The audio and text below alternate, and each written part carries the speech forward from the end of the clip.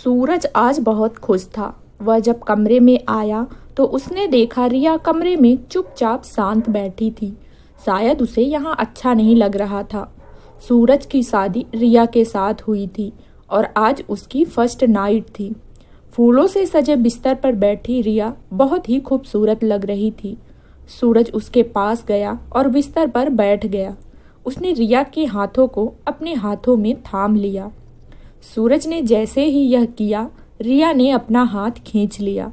सूरज ने फिर से उसका हाथ पकड़ा और उसे गले से लगाने की कोशिश की तो रिया अपना सिर नीचे झुकाकर बैठ गई। सूरज बोला, ओहो, शर्मा गई, लेकिन तुम्हारी इस अदा ने मुझे और भी दीवाना बना दिया।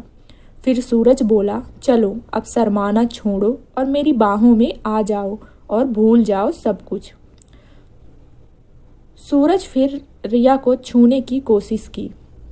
तभी रिया धीरे से संकोच करते हुए बोली, जी जी वो।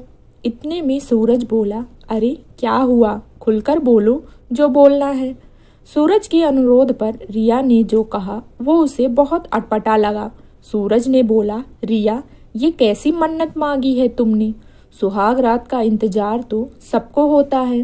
तभी रिया बोली, जी होता तो है, लेकिन मैंने शादी के पहले ही आपकी लंबी उम्र और हम दोनों का प्रेम खूब बढ़े, इसके लिए ये मन्नत मांगी थी। मन्नत मांगते वक्त ये कहा था कि शादी के 1 महीने बाद ही मैं अपने पति के साथ खुलकर प्रेम करूंगी। 1 महीने तक हम रहेंगे तो इसी कमरे में, लेकिन एक दूसरे को स्पर्श नहीं करेंगे। सूरज बोला, चलो अब तुमने मन्नत मांगी है और वो भी मेरी लंबी उम्र और आपस के प्रेम के लिए, तो मैं तुम्हारी बात का मान रखूंगा। धीरे धीरे अब दोनों की शादी को 3 दिन हो गए थे।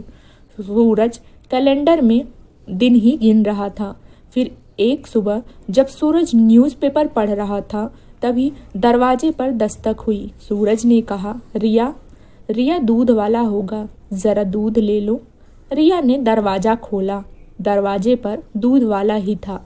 रिया ने दूध का बर्तन दूध वाले के आगे इस तरह रखा कि उसका हाथ दूध वाले के हाथ से सट गया। दूध वाले ने अपना हाथ हटाना चाहा तो रिया ने जानबूझकर उसके हाथ से अपना हाथ रगड़ना शुरू कर दिया। दूध वाला मन में सोचने लगा, अरे मालकिन ये क्या कर रही हैं? 3 दिन पहले ही तो इसकी शादी हुई है।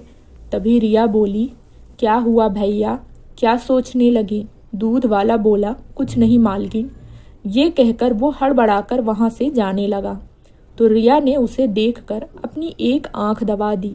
रिया की इस हरकत से उसे जोर का झटका लगा और वो पूरे रास्ते यही सोचता रहा कि सूरज जी की शादी गलत लड़की से हो गई है।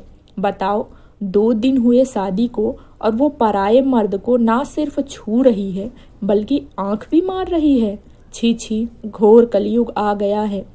एक दिन जब सूरज ऑफिस गया हुआ था तो कपड़े लेने के लिए धोबी उसके घर आया। धोबी ने कहा, मालकिन, आपने कपड़े निकाल रखे हैं ना? तभी रिया ने कहा, अभी निकालती हूँ। कपड़े निकाल कर रिया धोबी रामलाल के पास ले गई और कपड़े देते हुए उसके हाथों को छूने लगी। रिया के इस अंदाज को देखकर धोबी रामनाथ झेप गया।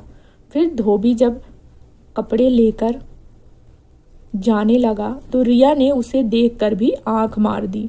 धोबी रामनाथ के जहन में भी वही सब चलने लगा जो दूध वाले के जहन में चल रहा था। रिया का ये बर्ताव धीरे धीरे मोहल्ले वालों के बीच चर्चा का विषय बन गया था।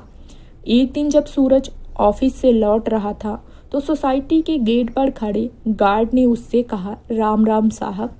सूरज बोला, राम राम भाई, राम राम। तभी गार्ड ने कहा, साहब, वो मुझे आपसे कुछ कहना था। सूरज बोला, तुम्हें फिर से पैसा चाहिए क्या? गार्ड बोला, अरे नहीं साहब, कुछ और बात है। सूरज बोला, चलो बताओ। गार्ड ने सूरज से जो कहा उसे सुनकर सूरज का पारा 7वें आसमान पर पहुंच गया। सूरज बोला, तुम पागल तो नहीं हो गए या होश खो दिया तुमने? तुम्हें पता भी है तुम मेरी पत्नी के बारे में क्या कह रहे हो? गार्ड बोला, साहब, मैं झूठ नहीं बोल रहा हूँ। आप जब ऑफिस चले जाते हैं तो मेम साहब हर दिन मुझे बुलाती हैं। कभी मेरा हाथ पकड़ती हैं और कभी आंख मारती है। सूरज चिल्लाते हुए बोला, देखो तुम बर्दाश्त की सीमा मत लांघो, नहीं तो तुम्हारी शिकायत सोसाइटी में कर दूंगा और तुम्हारी नौकरी चली जाएगी। यह कहकर सूरज वहां से निकल गया। लेकिन कुछ दिनों बाद जब दूध वाले और धोबी ने यही बात सूरज से कही तो वह सोचने पर मजबूर हो गया। सूरज सोचता है, ये सब लोग रिया के बारे में ऐसी बातें क्यों कर रहे हैं? मुझे तो कहा कि उसने मन्नत मांगी है, मुझे छूने तक से मना कर दिया और गैर मर्दों को वो आंखें मार रही है। मेरी गैर हाजिरी में उन्हें घर पर बुला रही है। अरे नहीं नहीं, ऐसा नहीं हो सकता। लोग झूठ बोल रहे हैं। लेकिन सभी लोग झूठ क्यों बोलेंगे? क्या करूं मैं? सूरज के मन में हजारों सवाल चलने लगे। फिर सूरज ने कहा, रिया से जाके बात करूं क्या? फिर उसने कहा, अरे नहीं नहीं, उसे बुरा लग गया तो। सूरज रिया से प्यार करता था, इसलिए उसने लोगों की बातों पर कोई ध्यान नहीं दिया। लेकिन एक बात जो उसने महसूस की वो ये थी कि रिया किसी से घंटों फोन पर बातें करती है। एक बार जब उसने उससे पूछा कि वो किससे बातें कर रही थी तो उसने कहा, यहाँ पर फोन पर बात करने में भी कोई पाबंदी है क्या? सूरज बोला, पाबंदी नहीं तो कोई पाबंदी नहीं। फिर रिया बोली, मैं अपनी दोस्त से बातें कर रही हूँ, रागनी नाम है उसका। हम बेस्ट फ्रेंड हैं, लेकिन मेरी शादी हो गई यहाँ दिल्ली में और वो शादी करके दुबई चली गई। अब हमारा मिलना जुलना ज़्यादा संभव तो है नहीं, इसलिए हम फ़ोन पर ही बातें करते हैं। आपको यकीन नहीं हो रहा है तो ये लीजिए फ़ोन और मेरी दोस्त से बात करिए। ये कहकर रिया ने मोबाइल सूरज की ओर बढ़ा दिया। सूरज ने अपना सिर झुकाकर रिया की बात मान ली। वो मन ही मन बहुत दुखी भी हुआ कि उसने अपने पत्नी पर शक किया। सूरज बोला, क्या हो गया है मुझे? मैं अपनी पत्नी पर शक कर रहा हूँ? उस पत्नी पर जिस बेचारी ने मेरी लंबी उम्र के लिए मन्नत मांगी है। मैं बहुत ही बुरा आदमी हूँ यार, बहुत बुरा। वो बेचारी अपना सब कुछ छोड़कर मेरे पास आई है और मैं उसके साथ ऐसा बर्ताव कर रहा हूँ, शक कर रहा हूँ उस पर। उसने अपनी पत्नी से माफ़ी मांगी। एक रात की बात है, सूरज गहरी नींद में था, तभी रिया बिस्तर से उठी और दूसरे कमरे में जाकर फ़ोन पर बातें करने लगी। रिया बोली, जतिन, मैं अपनी हरकतों से पूरी कोशिश कर रही हूँ कि मेरा पति सूरज मुझे छोड़ दे, लेकिन वो तो जोंक की तरह चिपक गया है मुझसे। देखो जतिन, मैं तुम्हारे बिना नहीं रह सकती। मैं तुम्हारे बिना जी नहीं सकती। कोई उपाय करो और मुझे इस नरक से निकालो। मुझे नहीं रहना है सूरज के साथ, एक दिन भी नहीं, एक पल भी नहीं। रिया को ये बात पता नहीं थी कि उस दिन उसकी सारी बातें सूरज ने सुन ली है। जब वो अपनी बात खत्म करके बिस्तर पर पहुंची तो सूरज जगा हुआ था। रिया बोली, अरे आप सोए नहीं? सूरज बोला, सो ही तो रहा था मैं आज तक, तभी तो मुझे कुछ पता नहीं चल रहा था। तभी रिया बोली, ये क्या कह रहे हैं आप? क्या पता नहीं चल रहा था? सूरज बोला, यही कि मैं तुमसे जोक की तरह चिपक गया हूँ। तुम यहाँ नरक में रह रही हो। रिया बोली, ये सब आप क्या कह रहे हैं? मेरी कुछ समझ में नहीं आ रहा है। सूरज बोला, रिया अब तो सच बोल दो, ये जतिन कौन है जिससे तुम आधी रात को बातें कर रही थी? सच सच बोल दो रिया, मैं तुम्हें कुछ नहीं कहूँगा। सूरज की बात सुनकर रिया रोने लगी और रोते रोते उसने सूरज से कहा, जतिन और मैं साथ ही पढ़ते थे। हम दोनों एक दूसरे से बहुत प्यार करते थे और शादी भी करना चाहते थे। लेकिन इतना कहते ही रिया रुक गई। सूरज बोला, लेकिन क्या रिया? रिया ने कहा, मैंने ये बात अपने पेरेंट्स को बताई तो वो उखड़ गए और बिरादरी के बाहर शादी करने से साफ साफ मना कर दिया। रिया और जतिन के प्रेम के बारे में जानकर रिया को उसके माँ बाप ने घर में ही बंद कर दिया और अपनी बिरादरी में लड़का देखने लगे। फिर जबरदस्ती उसकी शादी सूरज से करा दी गई।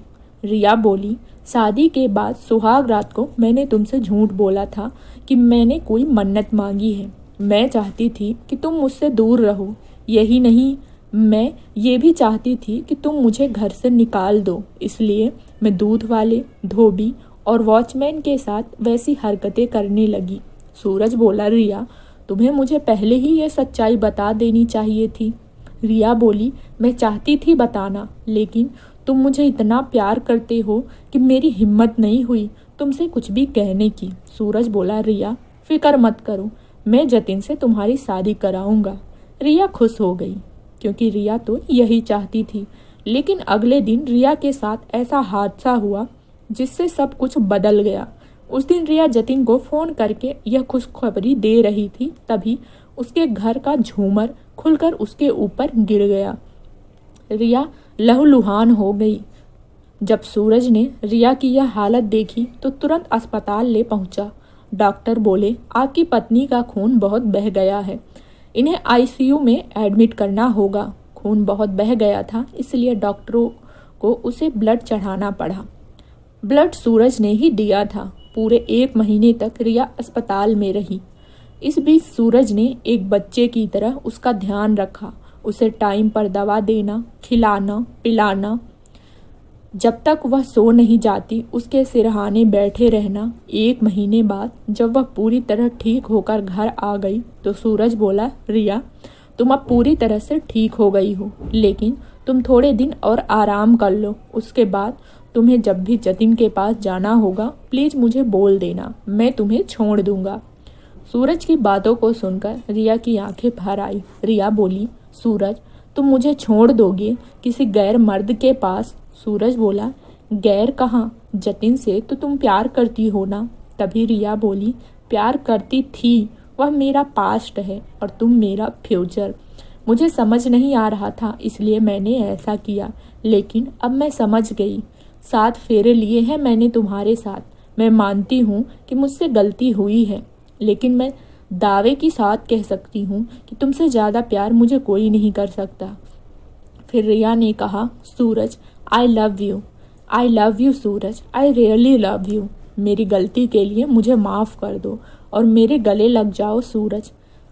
सूरज रिया से बहुत प्यार करता था, इसलिए उसने रिया को माफ़ कर दिया।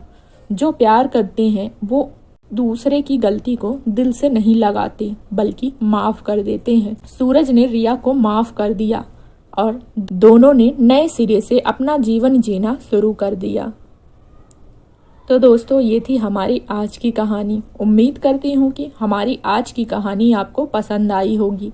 अगर पसंद आई है तो वीडियो को लाइक करें और अगर आप मेरे चैनल पर नए हैं तो चैनल को सब्सक्राइब भी कर लें। साथ ही बेल आइकन को भी प्रेस करें ताकि मेरे नेक्स्ट कहानी का नोटिफिकेशन सबसे पहले आप तक पहुँचे।